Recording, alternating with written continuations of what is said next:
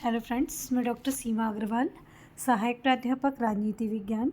आज के इस वीडियो में हम अध्ययन करेंगे मैकियावेली द्वारा सफल शासक के कौन कौन से गुण बताए गए हैं और मैकियावेली की क्या क्या देन है या किन कारणों से मैकियावेली को आधुनिक युग का जनक कहा जाता है। सबसे पहले हम देख लेते हैं कि मैकियावेली ने सफल शासक के क्या क्या गुण बताए हैं। इससे पहले के वीडियो में हमने देखा कि मैकियावेली ने मानव स्वभाव के संबंध में क्या विचार दिए हैं, धर्म और नैतिकता के विषय में उनके क्या विचार हैं और साथ ही साथ राज्य के संदर्भ में उनके क्या विचार हैं। ये सारे विचार ही मिलकर उनके सफल शासक के गुण को बनाते हैं या इन्हीं विचारों के आधार पर उन्होंने एक सफल शासक के लिए कुछ गुण निर्धारित किए हैं। सबसे पहला, अधिकाधिक शक्ति अर्जन। मैकियावेली का मानना है कि किसी भी राज्य को संचालित करने के लिए शक्ति महत्वपूर्ण होती है। शक्ति के बिना राज्य का संचालन संभव नहीं है। अतः एक सफल राजा को लगातार अधिक से अधिक शक्ति अर्जित करने के लिए प्रयास करना चाहिए।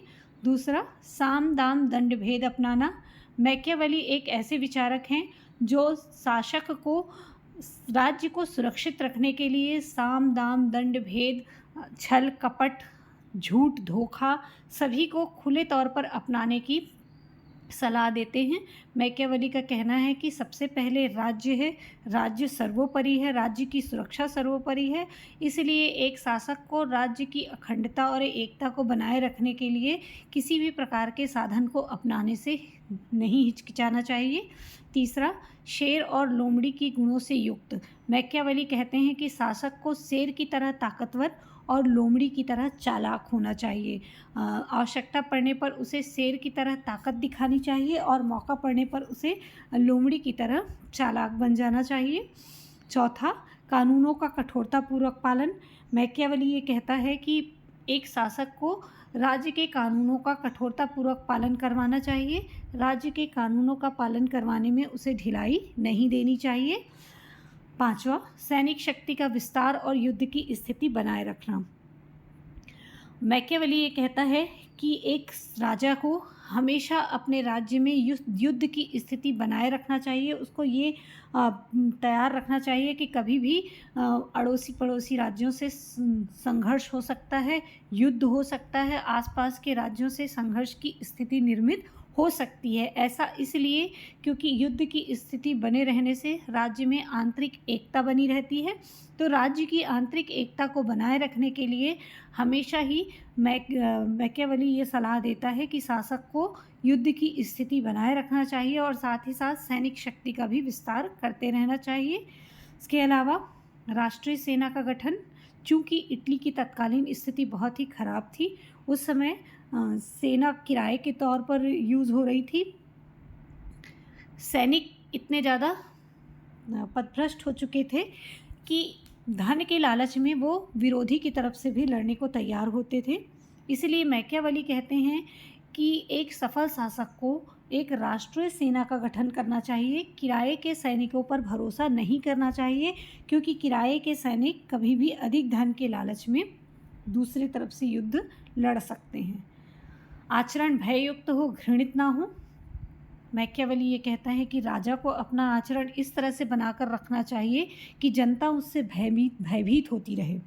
जनता के मन में राजा के प्रति भय हो, लेकिन किसी भी स्थिति में राजा के प्रति उसके मन में घृणा ना हो। इसके अलावा नागरिकों के मन में राजा के प्रति प्रेम की भावना ना हो, बल्कि भय की भावना हो। सम्मानपूर्ण आचरण।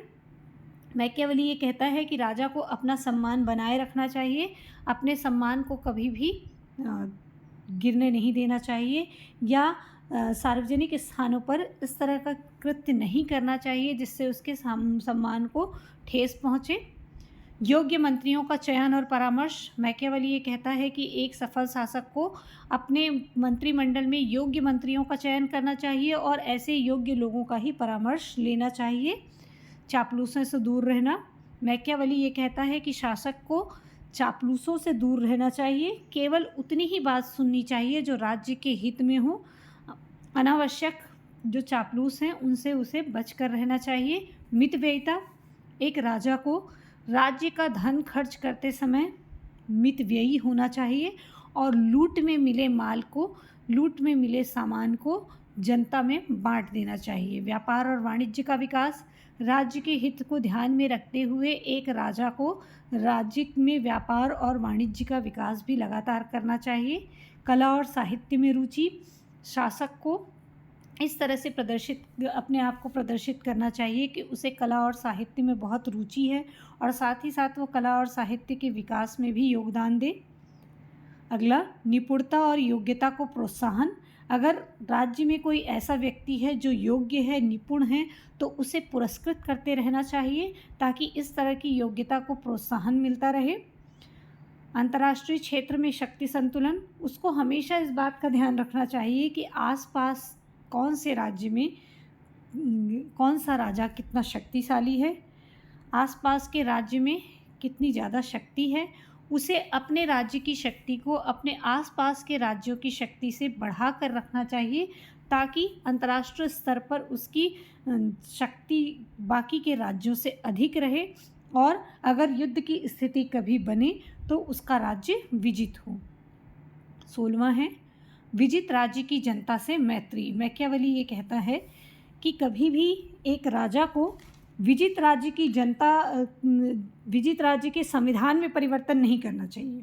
एक अच्छा राजा वही है जो जिस राज्य को उसने जीता है उस राज्य के संविधान को परिवर्तित ना करे, बल्कि वहाँ की जनता के साथ मित्रतापूर्ण व्यवहार करे और उनके संविधान को स्वीकार करे। अगला, परंपराओं का सम्मान। मैकियावेली कहते हैं कि एक सफल शासक वही है जो अपने राज्य की परंपराओं का अपमान न करे, रूढ़ियों का सम्मान करे, परंपराओं को परिवर्तित करने की कोशिश न करे और परंपराओं के आधार पर देश को चलने दें। 18, धार्मिकता का ढोंग। मैकियावेली ये कहता है कि राजा को धार्मिक बनना चाहिए या धार्मिक दिखना चाहिए। वो ये कहते हैं कि धर्म के आधार पर ही लोगों से कार्य कराया जा सकता है और धर्म के आदेश का पालन करना राज्य की महानता का कारण है। इसीलिए किसी भी प्रकार से उसको धर्म की अवहेलना नहीं करनी चाहिए, लेकिन उसे सिर्फ धार्मिक होने का ढोंग करना चाहिए। उसे खुद धर्म या नैतिकता के मार्ग पर नहीं चलना चाहिए। अगला, अच्छे कार्य अपने हाथों से। मैकियावेली ये कहते हैं कि जब भी कोई अच्छा कार्य करना हो तो उसे अपने हाथ से करना चाहिए। जैसे किसी को पुरस्कार देना है, किसी को सम्मान देना है या धन का वितरण करना है, तो ऐसे अच्छे कार्य राजा को अपने हाथों से करने चाहिए। लेकिन बुरे या अप्रिय कार्य, जैसे किसी को दंड देना है, तो वो खुद नहीं करना चाहिए, वो किसी दूसरे अधिकारियों के द्वारा करवाया जाना चाहिए ताकि वो जनता के सामने बदनामी से बच सके। दयालुता और क्रूरता। राजा को दयालु होते हुए भी ये ध्यान में रखना चाहिए कि कोई भी उसकी इस दयालुता का अनुचित लाभ ना उठा पाए। इसीलिए आवश्यकता पड़ने पर उसे क्रूर होने से नहीं डरना चाहिए। मतलब राज्य की सफलता के लिए, राज्य के अस्तित्व के लिए उसको क्रूरता, विश्वासघात, अनैतिकता, अधार्मिकता, किसी भी प्रकार का उपाय अपना लेना चाहिए और उसे इस उपायों को अपनाते समय किसी भी प्रकार का संकोच नहीं करना चाहिए। प्रजा का मनोरंजन। समय समय पर उसको मेले का आयोजन करना चाहिए और इसी प्रकार से और मनोरंजक चीज़ों का आयोजन करते रहना चाहिए ताकि प्रजा का मनोरंजन होता रहे। साथ ही साथ उसे लगातार अपनी योग्यता का प्रदर्शन करते रहना चाहिए। आसपास के छोटे छोटे राज्यों पर में वो आक्रमण करता रहे, उसको युद्ध में जीतता रहे ताकि जनता के सामने उसकी अहमियत बनी रहे और वो अपनी शक्ति का प्रदर्शन करता रहे ताकि जनता उसका सम्मान भी करे और राज्य का अस्तित्व भी बना रहे। अब हम देख लेते हैं मैकियावेली की देन क्या क्या है या मैकियावेली को आधुनिक युग का जनक क्यों कहा जाता है। सबसे पहला कारण ये है कि ये राष्ट्रीय राज्य का संदेशवाहक था। मैकियावेली एक पहले विचारक थे जिन्होंने राष्ट्रीय राज्य के लक्षणों की विवेचना की, विश्लेषण किया। साथ ही साथ उस समय के जो राष्ट्रीय राज्य थे जैसे जर्मनी, स्पेन, फ्रांस, इंग्लैंड, इन सभी को उन्होंने सम्मान की दृष्टि से देखा और इन्हीं का अनुसरण करने की कोशिश की। वो ये चाहता था कि इटली भी एक राष्ट्रीय राज्य बने। दूसरा, राज्य की आधुनिक स्थिति का निरूपण। अरस्तु के बाद मैकियावेली ही वो विचारक थे जिन्होंने राज्य की आधुनिक स्थिति का निरूपण किया। साथ ही साथ उन्होंने राज्य को साध्य माना और साथ ही साथ उन्होंने ये कहा कि साध्य महत्वपूर्ण है, साधन महत्वपूर्ण नहीं है। साधन चाहे कोई भी हो, लेकिन साध्य की प्राप्ति होनी चाहिए।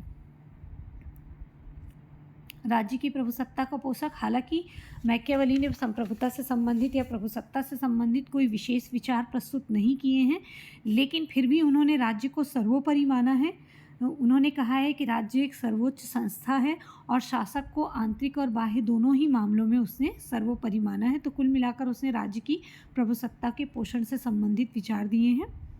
राजनीति का धर्म और नैतिकता से पृथकत्व। तो उन्होंने ये कहा है कि राज्य को या राजनीति को धर्म और नैतिकता से अलग रखना चाहिए। धर्म और नैतिकता अलग वस्तु है और राजनीति अलग वस्तु है। अगर हम राज्य में या राजनीति में धर्म और नैतिकता का ध्यान रखें या एक शासक राजनीति के अंतर्गत धर्म या नैतिकता का ध्यान रखें तो इसमें राज्य की सुरक्षा खतरे में पड़ सकती है। उनका ये मानना था कि व्यक्ति की नैतिकता अलग है और राज्य की नैतिकता अलग है, इसे जोड़ा नहीं जाना चाहिए। शक्तिवादी राजनीति के प्रणेता मैकियावेली एक ऐसे विचारक थे जिन्होंने इस बात का प्रतिपादन किया कि राजनीति के लिए शक्ति बहुत महत्वपूर्ण है, राज्य के लिए शक्ति महत्वपूर्ण है। इसीलिए उन्होंने शक्तिवादी राजनीति को प्रस्तुत किया। व्यक्तिवाद के समर्थक। आर्थिक क्षेत्र में ये व्यक्तिवाद के समर्थक थे। वो चाहते थे कि राज्य का आर्थिक क्षेत्र में हस्तक्षेप कम से कम हो। जैसे संपत्ति के संबंध में उन्होंने जो विचार दिया था, उन्होंने कहा था कि राज्य को व्यक्ति की संपत्ति नहीं छीननी चाहिए। भले ही राज्य व्यक्ति के प्राणों को छीन ले, लेकिन उसकी संपत्ति का हरण वो कभी भी ना करे। इसीलिए उन्होंने दो कार्य हालांकि बताए थे कि व्यक्ति की संपत्ति की रक्षा और जीवन की रक्षा उसका प्रमुख कार्य है, फिर भी उन्होंने संपत्ति को ज़्यादा महत्व दिया था। उन्होंने कहा था कि एक व्यक्ति अपने पिता के हत्यारे को आसानी से भूल जाता है, जबकि वो अपनी संपत्ति छीनने वाले को क्षमा नहीं कर पाता। भौतिकता और उपयोगिता के समर्थक। मैकियावेली जो है भौतिकता और उपयोगिता के समर्थक थे। उनका ये मानना था कि राज्य कोई मानव निर्मित संस्था नहीं है, स्वाभाविक संस्था नहीं है। राज्य कोई स्वाभाविक संस्था नहीं है, ये उपयोगिता पे आधारित मानव निर्मित संस्था है। अर्थात मनुष्य ने उपयोगिता के आधार पर राज्य को निर्मित किया है। राज्य कोई स्वाभाविक संस्था नहीं है, प्राकृतिक संस्था नहीं है। आधुनिक अध्ययन पद्धति के अनुयायी। इन्होंने सारी आधुनिक अध्ययन पद्धतियों को अपनाया। इन्होंने प्राचीन अध्ययन पद्धतियों को नहीं अपनाया। इन्होंने इटली की दशा का स्वयं निरीक्षण किया, पर्यवेक्षण किया और इस आधार पर उन्होंने निष्कर्ष दिए। तो इनकी पद्धति पर्यवेक्षणात्मक, यथार्थवादी, वैज्ञानिक थी। इसके अलावा धर्मनिरपेक्ष राज्य शब्द के जनक मैकियावेली को धर्मनिरपेक्ष राज्य शब्द का जनक माना जाता है। मैकियावेली ही पहले विचारक थे जिन्होंने धर्म को राजनीति से पृथक किया और ये कहा कि राज्य को धर्मनिरपेक्ष होना चाहिए, अर्थात धार्मिक मामलों में उसे हस्तक्षेप नहीं करना चाहिए और ना ही धर्म का पालन करना चाहिए। उनके ये जो विचार हैं, इन्हीं विचारों के आधार पर उनको आधुनिक युग का जनक भी माना जाता है और यही मैकियावेली की देन भी है। धन्यवाद।